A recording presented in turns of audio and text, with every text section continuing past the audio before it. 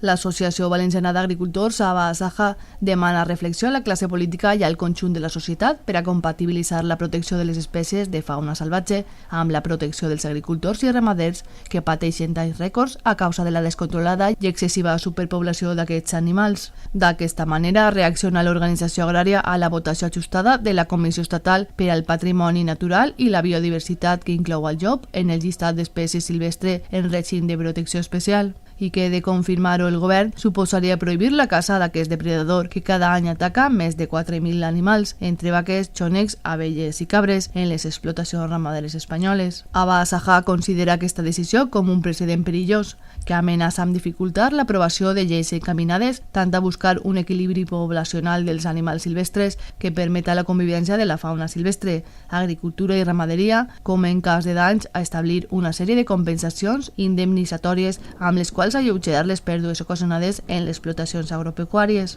Es tracta simplement d'equilibrar les poblacions i permetre la convivència, que hi hagi fauna salvatge, però reduir els danys que estan produint en el sector agrari i ramader. La fauna salvatge, entre altres coses, fa mals directes en el sector agrari, bé sobre les instal·lacions, bé sobre els cultius, i en ramaderia són propagadors d'enfermedats greus. També provoquen accidents i inclús han arribat a atacar persones. És el moment de pensar què fem, de quina manera ho fem,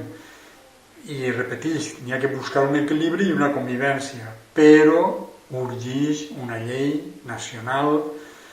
que tinga clar que té que haver un equilibri, aquest equilibri ha d'estar quantificat i per altra banda s'han de compensar tots els mals. Si volem tindre fauna salvatge, ens pareix molt bé, però qualsevol mal que es faci s'ha de compensar. Segons estimacions de ABA-ASAJA, el sector agrari valencià va acumular en 2020 unes pèrdues superiors als 30 milions d'euros, la qual cosa comporta un increment del 20% respecte a l'exercici anterior a causa de les restriccions de la caça imposades amb motiu de la pandèmia i a la inacció de les administracions per pressions ideològiques.